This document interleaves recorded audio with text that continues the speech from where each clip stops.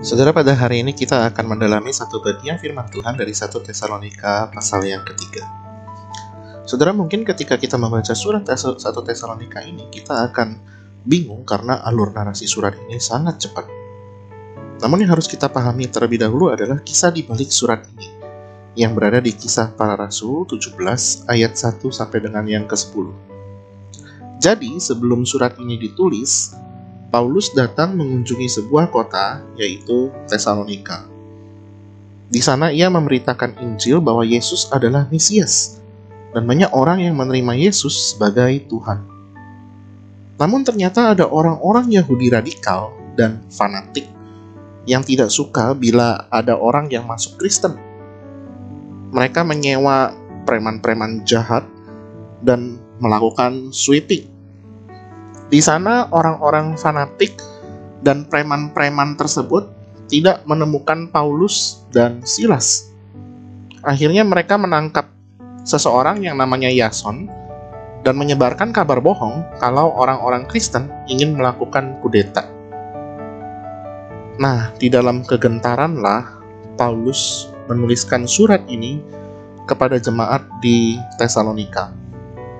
Saya melihat surat ini menjadi dua bagian ketika saya melihatnya dari sudut pandang narasi, yaitu ayat pertama sampai dengan yang ke-6 yang menggambarkan kekhawatiran Paulus kepada jemaat, dan ayat 7 sampai dengan ayat yang ke-13 yang menggambarkan sukacita dan kelegaan Paulus setelah mendapat kabar baik dari Timotius. Nah, saatnya kita masuk ke bagian pertama. Di sini Paulus berbicara bahwa ia mengutus Timotius, seorang yang masih muda itu, untuk terus memberikan kekuatan kepada jemaat di Tesalonika. Paulus gentar dan khawatir kalau dengan adanya penderitaan dan penganiayaan yang terjadi kepada mereka, ya pasca huru-hara yang disebabkan oleh orang-orang radikal yang sudah disebutkan itu tadi, iman jemaat Tesalonika kepada Yesus menjadi goyah. Maka dari itu Paulus berkata di ayat keempat, kalau ia sudah memperingatkan mereka ketika mengikut Tuhan Yesus, mereka harus siap menderita. Lanjut ke bagian kedua. Setelah Paulus mendapat kabar dari Timotius bahwa jemaat Tesalonika masih setia dan beriman kepada Tuhan Yesus, maka Paulus menjadi lega.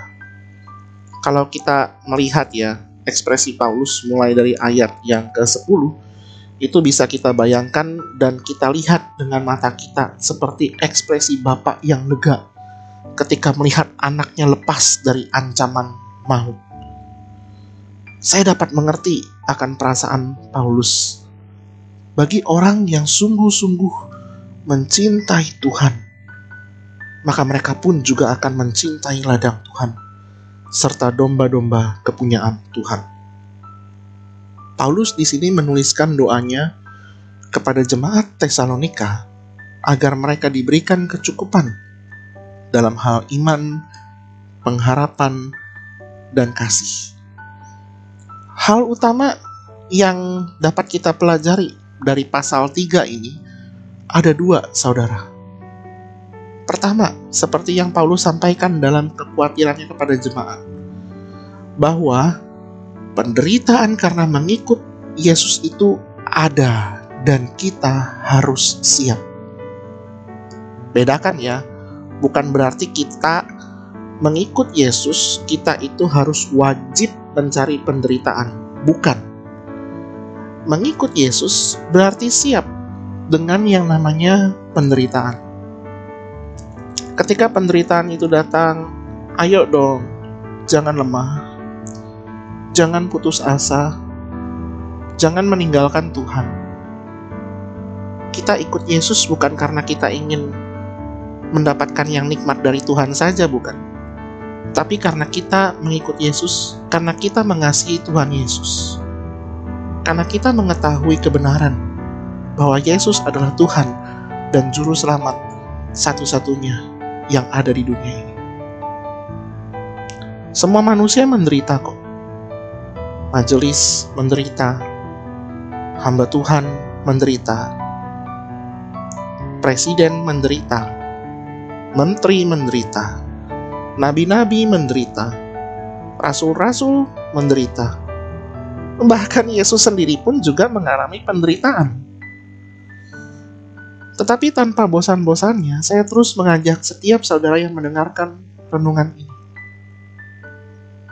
Jangan tinggalkan Tuhan Yesus hanya karena penderitaan. Justru melalui penderitaan inilah imanmu sedang diuji. Apakah betul engkau sungguh mencintai Tuhan Yesus atau tidak? Jangan tinggalkan dirinya. Jangan kehilangan iman kepadanya. Yesus sudah mati untuk kamu. Jangan tinggalkan Dia. Hal kedua yang dapat kita pelajari adalah kita perlu mencintai ladang dan pekerjaan Tuhan yang Tuhan berikan bagi kita. Sewaktu Petrus ditanya kesempatan kedua oleh Yesus setelah bangkit dengan pertanyaan, apakah engkau mengasihi aku? Apa yang Yesus minta dari Petrus? Gembalakanlah domba-dombaku. Mungkin kalau kita diberikan kesempatan oleh Tuhan, bisa saja mungkin ada yang berkata demikian, Tuhan, apa saja selain menggembalakan domba-dombamu? Itu berat. Anything but that. Tetapi itulah yang Tuhan inginkan kepada Petrus. Seakan Yesus berkata demikian, Petrus, kalau kamu sayang dan cinta kepada aku, kasihilah ladang pekerjaanku. Kasihilah mereka seperti aku mengasihimu. Saudara, pandemi ini sudah berjalan 6 bulan lamanya. Selama 6 bulan ini mungkin saja ada yang karirnya merosot. Impian sirna. Masa depan menjadi pudar. Rencana semua gagal total. Dan kita mungkin saat ini tengah berkata, Tuhan, berapa lama lagi? Capek Tuhan, aku lelah. Jangan saudara. Tuhan mau agar kita bertahan di tengah penderitaan dan menjadikan kesempatan ini sebagai batu loncatan untuk melayani Tuhan. Ya, saya sedikit mengutip dari pidato Bapak Presiden kemarin. Tanamkanlah mindset ini. Bertahan dan berkembang. Bertahan dan berkembang. Bertahan dan berkembang. Lalu kemudian pukul perut Anda dan katakan, bukan kamu yang berkembang, tetapi pekerjaan Tuhan. Kiranya renungan hari ini boleh memberkati kita sekalian. Amin. Saya akan berdoa bagi saudara sekalian. Tuhan Yesus, di tengah penderitaan yang kami alami ini ya Tuhan, kami mau agar iman kami terus mengarah kepada Tuhan dan agar iman kami terus dikuatkan oleh-Mu ya Tuhan. Karena kami percaya kepadamu bukan karena kami ingin mendapatkan keuntungan, tetapi karena kami mengasihi Engkau dan kami tahu dan yakin bahwa Engkau adalah Tuhan dan Juru Selamat kami satu-satunya. Dan karena itu ya Tuhan, kami pun juga mau untuk mengembangkan pekerjaan ladang Tuhan yang Tuhan tempatkan di dalam kehidupan kami masing-masing. Tuhan yang tolong kami ya Tuhan untuk melakukan semua hal ini. Terima kasih ya Tuhan. Hanya di dalam nama Tuhan Yesus Kristus kami berdoa. Amin.